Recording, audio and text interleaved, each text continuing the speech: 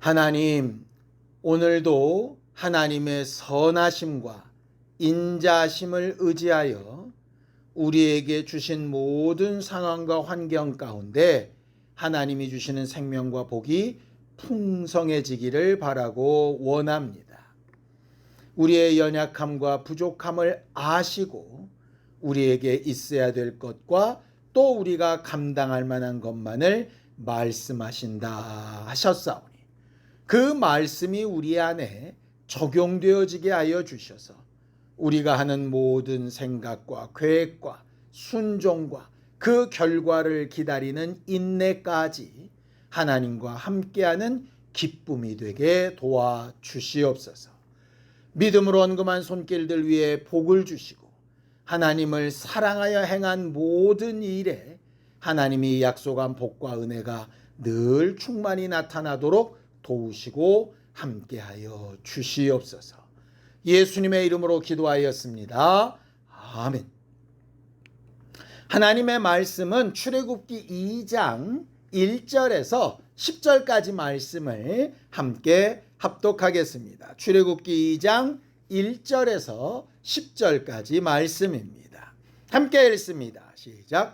레위 가족 중 한 사람이 가서 레위 여자에게 장가들어 그 여자가 임신하여 아들을 낳으니 그가 잘 생긴 것을 보고 석 달 동안 그를 숨겼으나 더 숨길 수 없게 되매 그를 위하여 갈대 상자를 가져다가 역청과 나무 진을 칠하고 아기를 거기 담아 나일 강가 갈대 사이에 두고 그의 누이가 어떻게 되는지를 알려고 멀리 섰더니 바로의 딸이 목욕하러 나일강으로 내려오고 시녀들은 나일강 가를 거닐 때에 그가 갈대 사이에 상자를 보고 시녀를 보내어 가져다가 열고 그 아이를 보니 아기가 우는지라.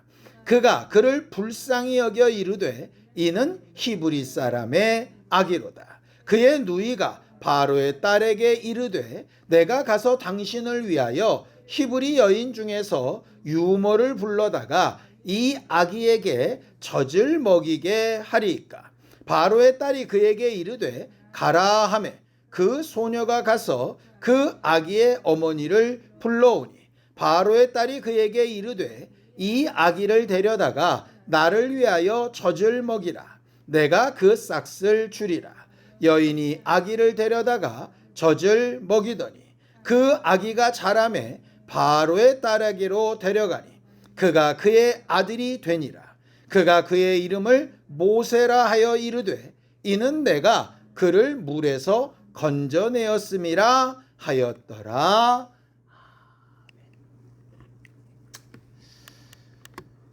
성경을 통해서 우리가 하나님에 대하여 아는 가장 중요한 지식 중에 하나는 모든 일이 하나님의 계획과 무관하게 되어지지 않는다는 사실입니다.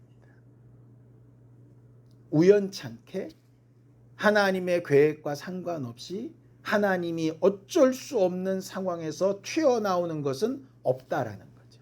모든 일에 하나님의 계획이 있습니다. 그리고 하나님은 그 계획을 실질적으로 이루시고 그 계획이 이루어지는 일을 통해서 결과까지도 하나님이 바라시는 것을 성취하시는 분이라고 성경은 말을 하죠. 성경을 보죠. 예레미야서 33장 2절입니다. 함께 읽죠. 시작. 이 일을 행하시는 여호와 그것을 만들며 성취하시는 여호와 그의 이름을 여호와라 하는 이가 이와 같이 이르시도다라고 말을 하죠. 결국 모든 계획의 출발부터 그 일을 성취하시는 것부터 그 결과를 추수하시듯 거두시는 것까지 누가 하시는 거냐? 하나님이 하신다라고 하는 겁니다. 이걸 다른 말로 하나님의 주권 그렇게 이야기합니다.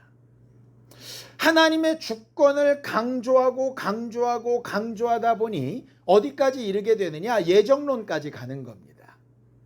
구원받을 사람과 구원받지 못할 사람이 정해져 있다라고 이렇게 해석될 만큼 하나님의 주권은 완벽합니다. 그럼 이제 그 부분에 있어서 이제 많은 신학자들이 공통적으로 하는 질문이 있는 거예요. 하나님이 혼자 계획 세우고 하나님이 혼자 성취하시고 하나님이 모든 걸 다 이루실 수 있는데 우리가 거기서 할 일이 뭐가 있는가?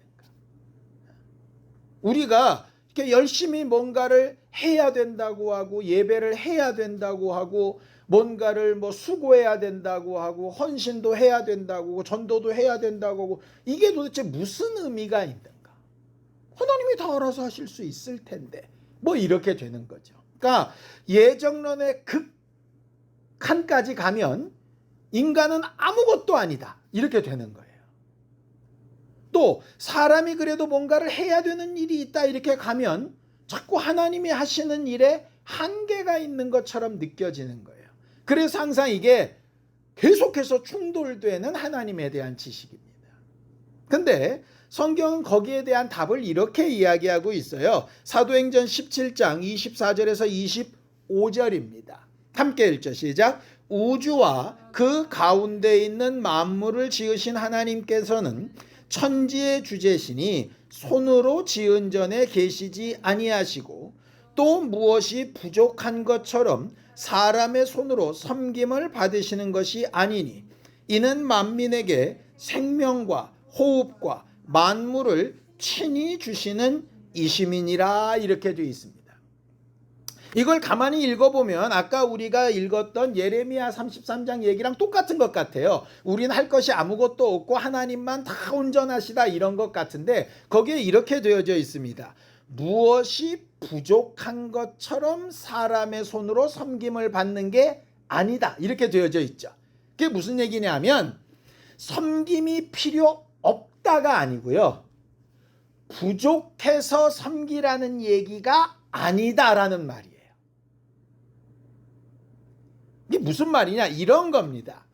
하나님이 뭔가 부족하시거나 필요하시거나 그렇게 하지 않으면 뭔가 아쉬우시거나 이래서 우리한테 뭔가의 열심이나 수고나 애씀을 기대하시는 게 아니라 사랑하는 관계에서 그게 꼭 유익이 되고 이익이 얼마 남고 하는 게 아닐 때가 있지 않습니까? 우리가 이제 이익을 공유하는 거래 관계라면 이 관계를 통해서 이익이 얼마 남냐 이런 것들을 따지지 않겠어요. 그래서 이게 더 유익하면 하고 무익하면 안 하고 그러지 않습니까?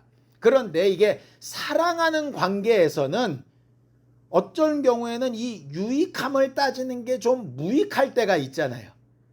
그냥 일반적인 상황 같으면 절대로 하지 않을 일을 사랑하니까 하는 겁니다. 그냥 해주는 거고 나를 바꿔주는 거고 하는 겁니다. 그러니까 이런 얘기가 있죠. 전혀 다르게 살던 남녀가 만나서 결혼 생활을 하는데 이제 많이 싸우게 되는 게 내가 왜 꼭 너한테 그렇게 해줘야 돼 이렇게 이제 싸우는 경우가 되게 많다고 그래요. 그러니까 그 이유를 말하는 순간에 뭐가 지금 문제가 터진 거냐 사랑이라는 관계가 문제가 터진 겁니다. 그러니까 거래 관계나 동역 관계라면 그 말이 돼요. 그게 나한테 무슨 유익이 있어서 내가 널 위해 바꿔야 되냐 이게 말이 되는데 사랑의 관계는요 유익의 유무가 아니라는 얘기예요. 친구를 위하여 목숨을 버리는 것보다 더 큰 사랑이 없다 이렇게 말씀하시죠. 아니 세상에서 가장 중요한 게 목숨인데 그 가장 중요한 목숨까지도 버릴 수 있는 게 어떤 관계라고 설명하냐면 성경은 사랑의 관계라고 얘기를 합니다. 하나님의 하나밖에 없는 독생자가 우리 같은 죄인 마귀에게 맨날 송아사 헬라 빼딱하는 이런 인간들을 위해서 그렇게 십자가의 고난을 당해서 죽는 게 이게 말이 되는 일이냐? 말이 안 되는 일이죠. 그 말이 안 되는 일이 왜 생겼냐? 사랑이라는 관계 때문에 생겼다는 거예요. 그래서 하나님은 사랑이시라고 사랑의 감정이라는 얘기가 아니고요. 하나님이 하시는 일을 이해하려면 뭐로 접근을 해야 이게 이해가 가능하냐? 사랑의 관계로 접근을 해야 이해가 가능하다는 거예요. 야, 넌 그렇게 수고하고 애써서 돈 벌어가지고 왜 그 여자 다 갖다 주냐? 이유는 하나 때문입니다. 사랑해서요. 말도 안 듣고 지 멋대로 하는 네 자식을 위해서 너 왜 그렇게 쓰고 수고하고 맨날 눈물 뿌려 기도하냐? 사랑하니까요. 그 내용입니다. 그러니까 하나님께서 우리에게 섬김도 요구하시고 헌신도 요구하시고 하시는데, 그건 그렇게 안 하면 하나님이 일이 안 되거나 뭐가 부족하거나 꼭 필요하시거나가 아니라 사랑하시고 사랑받는 일을 위해서 요구하시는 거예요. 율법주의자들이 오해했던 부분이 바로 이런 부분입니다. 자기들이 성전을 만들지 않으면, 자기들이 성전 제사를 드리지 않으면, 자기들이 헌신하지 않으면 하나님이 뭔가 불편하실 거라고 착각한 거죠. 자기들이 뭔가 행동을 하면 행동에 대한 정확한 대가를 마치 월급 받듯이 받을 거라고 생각한 겁니다. 하나님이 원하셨던 건 하나님을 사랑해서 불편함을 감수하고 사랑한 그 마음에 하나님은 보답하시고 하는 것이지, 내가 100원만큼 냈으니 200원 주시고 이런 개념이 아니란 얘기예요. 자꾸 우리가 11조 하면 11조에 뭐만큼 복을 더 받고 자꾸 이렇게 우리가 접근을 하잖아요. 왜 그러냐? 어린아이일 때는 우리가 그런 얘기를 하지 않습니까? 너 이거 하면 용돈 얼마 줄게. 엄마 말 이렇게 잘 들으면 내가 이런 거 먹게 해줄게. 게임 뭐 1시간 하게 해줄게. 이건 어린아이 때는 가능한 문제죠. 그런데 장성한 다음에는 그게 무슨 의미가 있느냐. 장성한 뒤에도 나이 40, 50 됐는데 엄마 나 이거 하면 나한테 뭐 해줄래요? 이러면 제정신이 아닌 거죠. 그거는 너무 어려서 정상적인 관계가 안 될 때야 몽학선생처럼 그런 일이 필요하나, 지금은 그런 개념이 아니라는 거예요. 그러니까 예배 나오면 복 주신다, 11조 하면 복 주신다, 틀린 말은 아닌데 여전히 거기에 머물러 있다면 진짜 사랑하는 하나님과의 관계와는 거리가 먼 것이라는 거죠. 그래서 자꾸 성경은 그런 어린아이의 일을 좀 버리라고 이야기하는 겁니다. 사랑해서 하는 겁니다. 간혹 보면 사랑하니까 멀리 떨어진 사람들이 막 비행기 타고도 연애를 하더라고요. 아무리 생각해도 바보짓 아닙니까? 자기가 피곤하고 주말에 쉬어야 되는데 비행기 타고 서울 올라왔다가 몇 시간 안 있다가 또 내려갔다가 미련한 짓 같잖아요. 그런데 그런 일을 한다 이 말이에요. 예수 믿지 않는 사람들이 제일 이해 못하는 거 있지 않습니까? 아니, 집 주변에 교회가 수두룩빽빽한데 너는 기름값 들이고 통행료 들이고 시간 들여서 뭐야 그 멀리까지 가냐, 이런 일들 종종 듣지 않습니까? 꼭 거기만 교회입니까? 그렇지 않아요. 어디다 가도 마찬가지일 겁니다. 그럼에도 불구하고 내 사랑하는 마음이 있으니까 가는 거 아니겠어요? 결과적으로 하나님과의 관계를 그렇게 접근하지 않으면, 자칫 잘못하면 우리는 신앙생활을 한다고 하면서 실제로는 그렇지 못한 관계에 있을 수 있게 된다는 거죠. 축복의 통로라고 하는 말이 바로 그런 부분들입니다. 자, 그런 면에서 우리가 오늘 좀 살펴봐야 될 부분은 뭐냐면 이런 겁니다. 우리가 흔히 교회 안에서 이렇게 착각하는 부분들이 간혹 있습니다. 특별히 봉사를 많이 하거나 어떤 직분을 아주 잘 감당해 주시거나 뭐 이런 사람들을 볼 때 우리는 칭찬을 하면서 또 그분을 좀 이렇게 막 인정하면서 이런 말을 하죠. 집사님 없으면 안 돼요. 뭐 이런 얘기 합니다. 그런 말이 잘못됐다 이 말을 하는 건 아닙니다.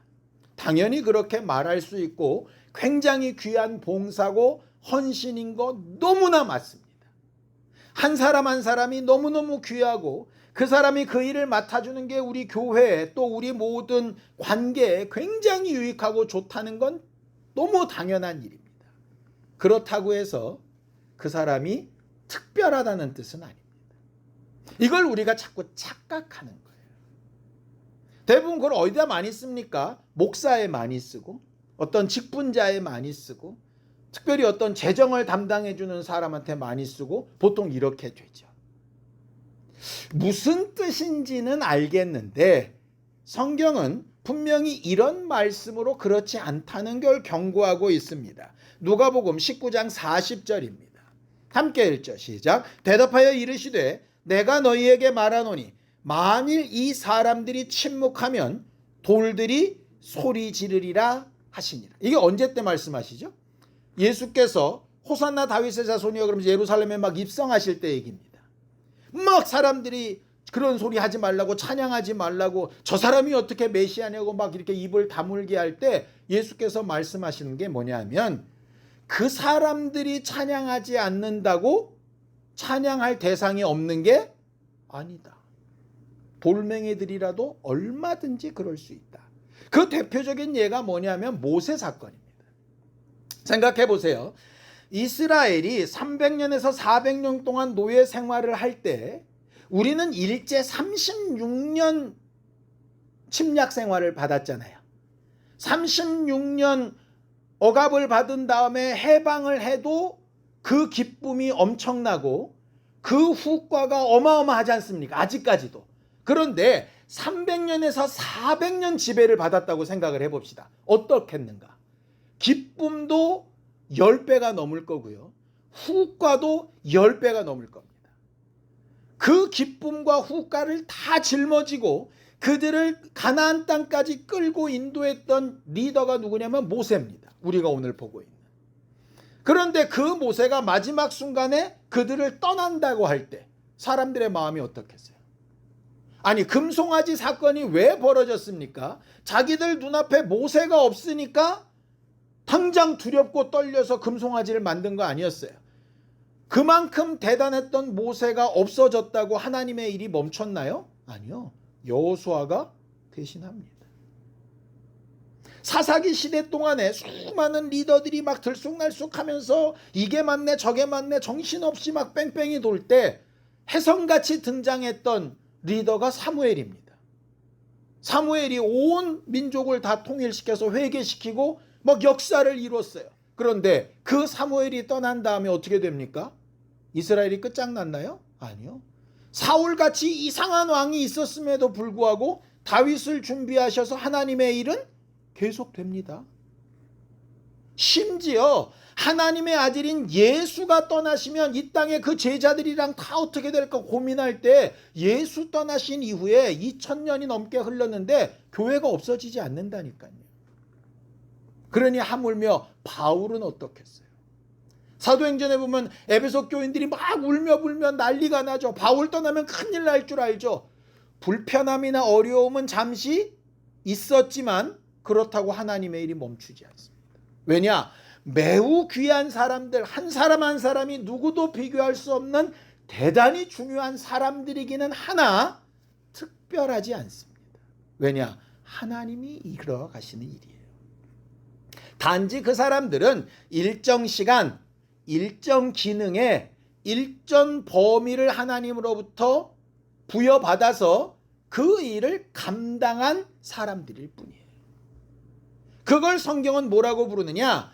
우리는 뭐냐? 예수 그리스도라고 하는 머리를 한 몸으로 이렇게 붙어 있는 지체들과 같다, 이렇게 표현을 하는 겁니다. 지체가 뭐죠? 각각의 부분이란 얘기 아닙니까? 그 각각의 부분에는 전제되는 게 있는데 한계라는 게 존재됩니다. 눈이 하는 일이 한계가 있고요. 입이 하는 일이 한계가 있습니다. 손가락이 하는 일이 한계가 있고 발이 하는 일이 한계가 있습니다. 각각의 한계가 있지만 각각 중요합니다. 각각 중요하지만 상대 일까지 다 할 수는 없습니다. 그러니까 정말 귀하고 정말 대단한 일꾼들이 모여서 함께 교회를 이루지만 목사가 특별하고 다른 사람은 좀 더 미치고 그렇지 않다 이 말이에요. 그냥 각각의 한계들만 존재할 뿐입니다. 그리고 어떨 때는 손이 먼저 나가고 어쩔 때는 발이 먼저 나가고 어쩔 때는 눈이 먼저 움직이고 하는 것뿐이지 모든 일에 어떤 한 지체가 앞서 나가는 건 없습니다. 그렇게 되면 이상한 거죠. 그래서 결국 우리가 하나님 앞에 축복의 통로가 되는 삶이라고 하는 것은 뭐냐면요, 다 각각 하나님의 사랑을 받되 우리에게 주어진 한계와 그 상황 가운데서 각각이 해야 될 일을, 또 각각이 할 수 있는 일을 최선을 다해서 다 잘 감당하는 것, 그래야 온몸이 온전하게 되는 것과 같은 거죠. 그러니 서로 비교하는 건 매우 무의미합니다. 그래서 예수의 제자들이 평상시에는 그렇게 책망하지 아니하셨던 예수께서 책망하셨던가 언젠가를 이렇게 살펴보니까 대부분 어쩔 때냐, 지들끼리 툭탁거리고 누가 크냐 싸울 때예요.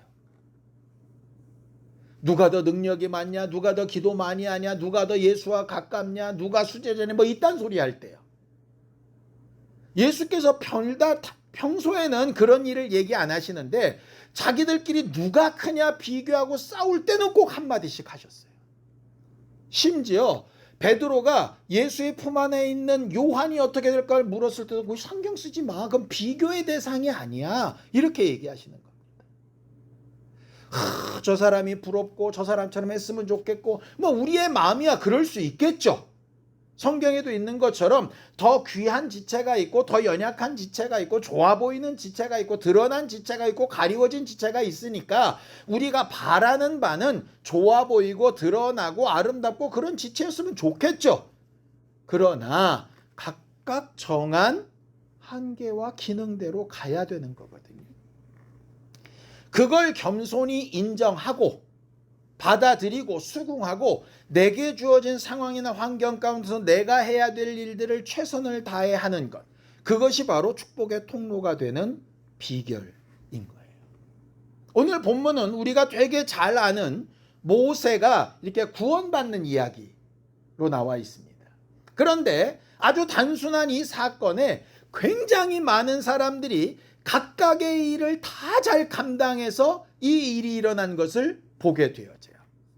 우리가 아는 것처럼 요셉이 애굽의 총리가 되었을 때에 역사상으로 보면 어떤 상황이 있었느냐, 그 바로 왕의 왕조들 중에 대부분은 이집트 출신의 왕조가 계속 왕권을 잡았었는데 하필이면 요셉이 팔려갔던 그 시기의 왕조가 어디서 간 사람들이냐면 가나안 땅에서 간 사람들이었어요. 그러니까 똑같은 바로 똑같은 애굽의 왕이기는 한데 출신 지역이 달랐다는 얘기입니다. 예를 들면 이런 겁니다. 통일 신라 시대 때 신라 가문이 계속 왕이 되는데 어느 한순간 가야 쪽 사람들이 왕이 된 것과 비슷한 거예요. 그러니까 어떻게 가나안에서 잡혀왔던 노예, 그것도 죄인이었던 사람이 꿈 해석 한 번 했다고 그렇게 총리가 될 수 있었을까? 많은 사람이 의심할 때 그게 가능했었던 이유는 그 당시 왕 자체가 가나안 출신이었다는 거예요. 그리고 그 당시 7년의 풍년과 7년의 흉년이 왜 그렇게 두려운 일이었느냐? 그렇게 흉년이 있게 되면 왕이 잘못됐다고 생각돼서 쿠데타가 일어날 수 있거든요. 그러니 가나안 사람, 타 지역 사람이 왕이 돼서 흉년 7년이 됐으니 이 왕조를 몰아내고 본래 애굽 이집트에 있는 사람들의 왕조로 돌아가자, 이렇게 되면 안 되니까 애굽을 총리 삼아서 했다는 얘기가 됩니다.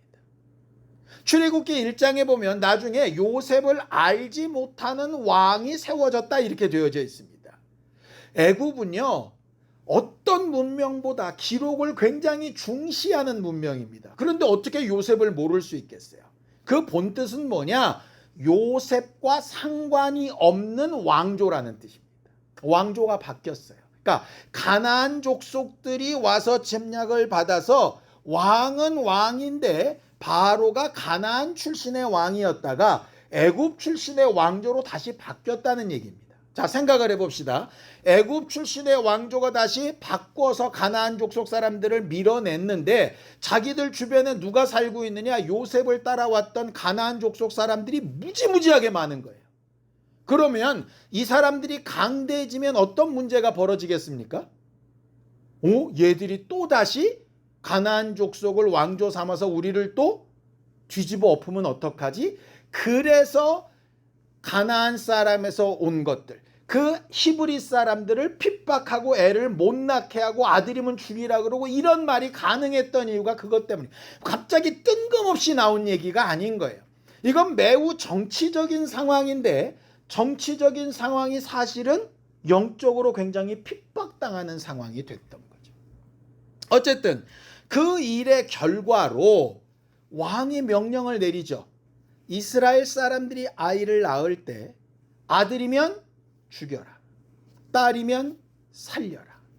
이제 산파들이 가서 그들이 정말 아이를 낳을 때 왕의 명령을 두려워해서 그 일을 해야 되는 거예요. 그런데 산파들의 원래 해야 되는 목적이 뭡니까? 아이를 건강하게, 산모를 건강하게 하는 일이잖아요. 자기들이 해야 되는 일이고 할 수 있는 일이죠. 문제는 할 수 있는 일과 해야 되는 일을 하면 왕의 명령을 어긴 것이라 죽게 되지 않겠습니까? 고민하게 되는 거죠. 내 위치에서 나는 내 목숨을 부지하기 위해서 아기를 죽여야 되나?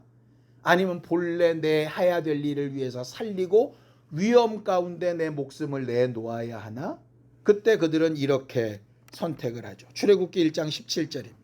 함께 읽습니다. 시작. 그러나 산파들이 하나님을 두려워하여 애굽 왕의 명령을 어기고 남자 아기들을 살린지라 이렇게 되어져 있죠.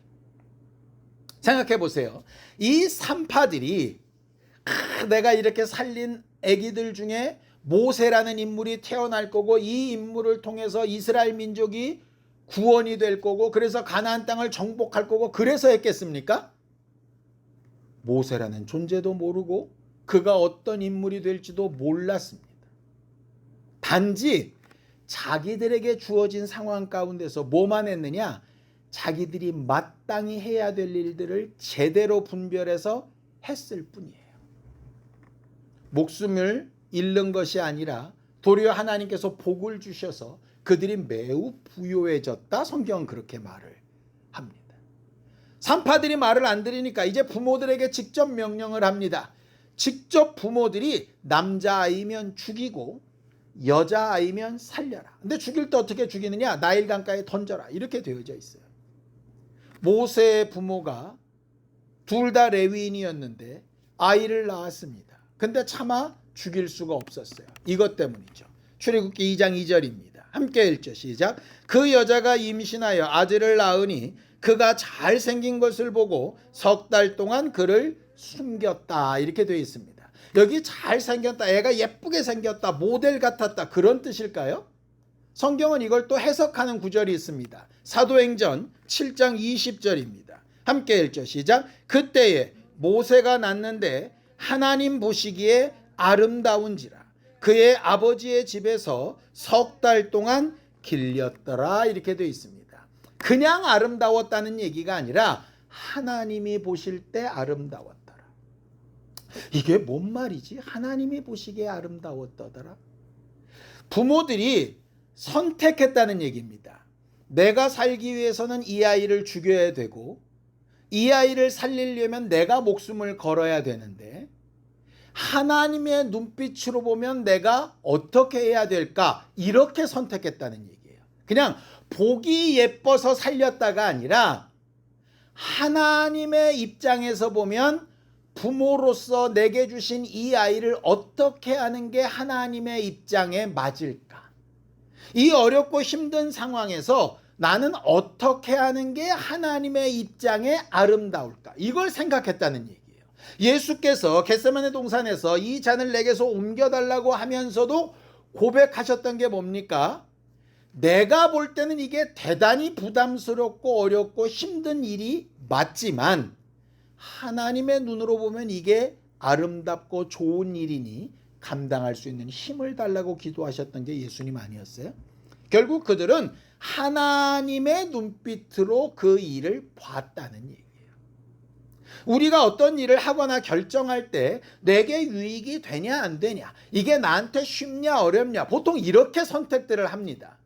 근데 오늘 성경이 말하는 건 뭐냐면 하나님이 이런 일을 내게 허락하셨을 때에는 나한테 어떤 선택과 결정을 사랑하는 관계로 보고 나한테 허락 하셨을까? 그렇게 살피라는 거예요. 그래서 그들이 할 수 있는 최선을 다해서 석 달 동안 100일 동안 아이를 잘 돌봅니다. 근데 이제 100일이 넘어가니까 자기들의 힘과 능력으로는 더 이상 감출 수가 없게 되는 거예요. 이런 겁니다. 내가 이 아이를 살리기로 작정했으니 죽을 때까지 내가 이 아이를 살린다. 이게 꼭 믿음같이 보일 때가 있습니다. 근데 오늘 성경은 그렇지 않은 거예요. 내가 할 수 있을 때까지 하는 거예요. 그런데 더 이상 가다가는 아이도 위험하고 나도 위험하겠다. 그럼 이걸 어떻게 해야 되지? 내가 할 수 있는 한은 다 했으니 이젠 누구의 손에 옮겨 놔야 되겠다. 하나님의 손에 옮겨 놔야 되겠다. 하나님의 손에 옮겨 놓되 마지막 넘겨놓는 순간까지 내가 할 수 있는 일은 최선을 다해야 되겠다. 그래서 할 수 있는 준비를 다 하죠. 갈대상자를 만들고 나뭇잎과 역청도 칠하고, 자꾸 나일강에 떠나보냈다 그래. 떠나보낸 게 아니고요. 나일강에 던지라 그랬는데 던지기는 던지는데 어떻게 던지냐? 갈대상자에 넣어가지고 물이 안 새는 거에다가 딱 갖다 놓고 순종을 하는 듯 안 하는 듯 내가 최선을 다해서 모든 것을 하되 내 한계를 넘어서는 것은 하나님의 손에 맡긴다. 이거였어요. 목회도 간혹 하다 보면, 전도도 하다 보면 내가 시작했으니 내가 끝까지 책임을 지고 내가 뭐가 완성을 해보려고 하는 경우들이 꽤 많이 있습니다. 나쁜 생각은 아니에요. 그런데 그게 넘어서게 되면, 자칫 잘못하면 내 한계를 넘게 되는 거예요. 목회도 여기까지 하시면 거기까지 해야 되고, 그 다음은 하나님이 하시도록 해야 되고, 아이들을 기를 때도 내가 할 수 있는 건 여기까지 해주고 그 다음은 그 아이가 할 수 있도록 해야 되고, 교회를 이끌어갈 때도 성도들에게 이렇게 저렇게 말하지만 그 이상은 성도들이 할 수 있도록 이제 하나님의 손에 옮겨놔 드려야 되는데, 마치 딸을 데리고 들어가는 아버지가 사위한테 넘겨줘야 되는데 안 넘겨주고 내가 끝까지 책임지겠다고, 내가 낳았으니 내 딸이니 내가 그러겠다고 주례 앞에 섰버리면 그런 바보 같은 짓이 어디 있겠어요. 모세가 그러했고 사무엘이 그러했고 다윗이 그러했습니다. 다윗이 성전을 짓겠다고 막 그렇게 고집을 부렸지만 하나님이 네 한계는 거기까지, 그러니까 준비만 다 하고 솔로몬에게 넘기잖아요. 결국 모세의 부모도 최선을 다하고 넘길 때 넘겨드리는 게 믿음의 일인 거예요. 그러니 믿음의 사람들이 굉장히 조심해야 될 게 뭡니까? 이걸 하나님의 손에 넘길 때인지 내가 책임져야 될 때인지 늘상 묻고 그 답을 들어야 하는 것이죠. 그렇게 아이를 내려놨더니 그 누나인 미리암은 또 자기가 할 수 있는 일을 합니다. 누나이니까 그 아이가 어떻게 나나 보고 싶어서 계속 주목하여 보고, 바로의 딸이 와서 그 아이를 발견하니까 그 바로의 딸에게 감히 가까이 가서 유모를 구해올까요? 라고 말도 걸고, 그리고 자기 엄마를 이렇게 데려다 주고, 그 엄마는 또 그 바로의 딸에게서 아이를 받아가지고 아이가 젖될 때까지 먹이면서 정상적으로 기르고, 정상적으로 계속 살았다 해서는 계속 자기 아들로 기르는 게 아니라 또 바로의 딸에게 줘야 될 때는 내어 주는 게 계속 반복되는 사건이에요. 하나님의 손에 맡겼다가 하나님이 다시 돌려보내셨으면 돌려보냈으니 내 거야가 아니라 다시 또 내어놓으라 하시면 다시 내어놓는 거죠. 결국 이거를 계속 훈련하는 삶을 모세의 부모도 미리암도 또 나중에 모세도 계속 배워나가는 겁니다. 이 사건을 이렇게 볼 때 아주 딱 생각나는 말씀 하나가 있습니다. 이겁니다. 함께 읽죠. 로마서 8장 28절입니다. 우리가 알거니와 하나님을 사랑하는 자, 곧 그의 뜻대로 부르심을 입은 자들에게는 모든 것이 합력하여 선을 이루느니라. 여기 주의 뜻대로 부르심을 입었다라고 하는 건 무슨 특별한 명령이나 대단한 직분을 가졌다는 얘기가 아닙니다. 각각의 처한 상황이나 환경 가운데서 하나님의 뜻이 뭘까? 이걸 허락하신 하나님의 뜻. 고난이면 고난, 어려우면 어려움, 불편함이면 불편함, 편안함이면 편안함, 풍족함이면 풍족함, 어떤 것이든 간에 이걸 내게 지금 허락하신 이유는 지금 이 순간에 나한테 뭘 하라고 하시는 거고 어디까지 하라고 하시는 거고 어디부터 하나님의 손에 옮겨 놓으려고 하는 걸까? 라고 하는 그 뜻을 계속 찾아가는 사람한테 뭐가 있다고요? 합력하여 선이 있다.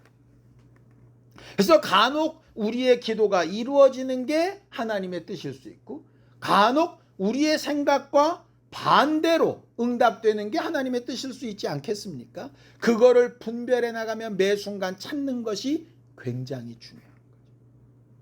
그러다 보면 어쩔 때는 내가 버거울 만큼은 큰 짐을 진 것처럼 그런 수고를 할 때도 있고 어쩔 때는 미미한 것처럼 보여서 뭐 이런 거 하나 안 하나 똑같지 않을까? 이런 생각이 들 때도 아마 있을지 모를 겁니다. 근데 성경에 보면 이런 사건도 있죠. 함께 읽을까요? 요한복음 6장 9절입니다. 여기 한 아이가 있어 보리떡 5개와 물고기 2마리를 가지고 있나이다.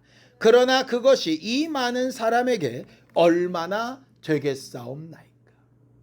교회가 교회로서의 역할을 하는데 아주 미미하고 이런 거는 다른 사람들이 다 알아서 하지 않을까? 내가 굳이 말하지 않아도 내가 굳이 행하지 않아도 내가 뭐 잘났다고 뭐 이런 일을 하지 않아도 일은 그냥 다 되지 않겠어? 일이 되기야 되겠죠. 그런데 오늘 오병이의 이적처럼 아주 작은 일이고 내 생각에는 이게 전체적인 일에 보면 아무것도 아닌 것 같지만 그 일을 자기가 할 수 있는 대로 해야 될 일을 수고하며 자원하여 사랑하는 마음으로 할 때 주님의 손에 옮겨진 그것이 마치 살인자가 모세가 되기도 하고 목동이 다윗 왕이 되기도 하고 정말 목수가 하나님의 아들로서 메시아의 역할을 감당하기도 하고 예수 믿는 자들을 핍박하며 죽이던 자가 갑자기 주 예수 그리스도의 사도가 되기도 하는 것처럼 변화되는 일들이 그때 나타난다는 거예요. 가만히 있으면 모든 것을 계획하시고 모든 것을 이루신 하나님이 일방적으로 막 끌고 가시는 게 아니라 지극히 작고 미약해 보이고 아무것도 아닌 것 같고 이게 무슨 의미가 있을까 싶은 일일지라도 내게 주어진 상황이나 환경이나 형편을 불평불만하거나 낙심하거나 그것에 자고해서 뭔가 된 것처럼 착각하거나 하지 않고 그 순간순간에 하나님의 뜻이 어디를 향하는가를 계속 살피는 일이 계속되다 보면 그렇게 최선을 다하고 할 수 있는 일을 할 때 우리를 통해서 하나님의 축복의 통로가 열려서 나도 변하고 나와 함께하는 일도 변화시키고 그들을 통해서 하나님의 생명과 능력도 나타날 수 있게 된다는 거예요. 전도하는 일도 마찬가지, 권면하는 일도 마찬가지, 위로하는 일도 마찬가지.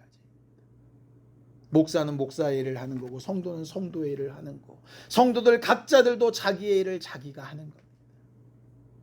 나는 능력도 없고 거리도 멀고 힘도 없고 그렇게 생각할 게 아니라 그럼 그렇게 힘도 없고 연약하고 부족하고 그렇게 하다면 그 가운데서 최선을 다해서 내가 할 수 있는 일은 뭐고 뭘 해야 될까를 생각하는 건 매우 중요한 문제입니다. 그거를 하나님 앞에서 끊임없이 찾아가는 게 축복의 통로가 되는 삶입니다. 모세가 구원받는 사건에 그 각각의 일을 맡았던 사람이 그 마지막 결과까지 다 알고 꿈꾸면서 했던 사람은 없었을 겁니다. 당장의 일을 하나님의 눈빛 앞에서 하다 보니 그것들이 모이고 섞이고 조합되더니 자기들은 상상도 못했던 엄청난 주의 역사가 일어날 수 있었던 것처럼 우리도 우리의 삶 가운데 우리 가정 가운데 그런 역사들이 각각에게 있을 수 있도록 하나님의 눈빛으로 살펴보고 우리 자신을 잘 돌아보며 한계를 인정하여 겸손하고 해야 될 일과 할 수 있는 일을 잘 감당하는 사랑하는 마음들이 있게 되기를 예수님의 이름으로 축원합니다. 함께 기도하겠습니다. 하나님 아버지, 하나님께서 우리 모두를 도우시고 인도하셔서 때때마다 일마다 하나님께서 우리에게 가르치시고 또 생각나게 하시고 이끌어 가신 하나님의 역사들을 잘 돌아볼 수 있게 하여 주시고 하나님의 위로와 능력과 인도하시는 증거가 우리 안에 풍성히 드러나도록 도우시고 함께하여 주시옵소서. 하나님, 우리의 처한 상황과 우리에게 주어진 환경과 그 모든 일들이 하나님의 계획 가운데 하나님의 뜻 가운데 있음을 고백하고 인정합니다.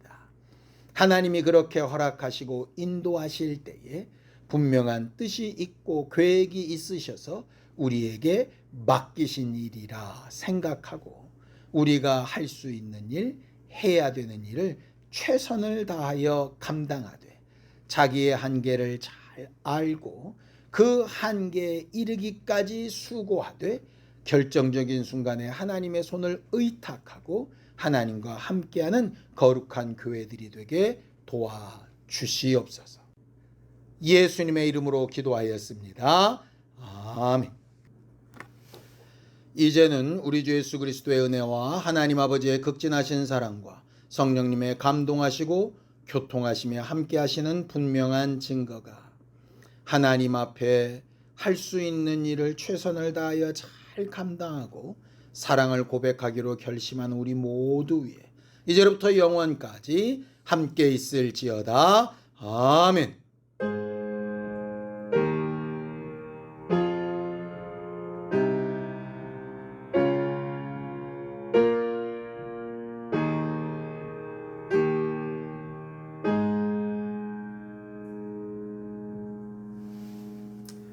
이번 한 주간 하나님을 사랑함으로 해야 되는 일, 할 수 있는 일을 최선을 다해서 잘 말하고 행동하는 우리 모두가 되기 바랍니다. 수고하셨습니다. 감사합니다.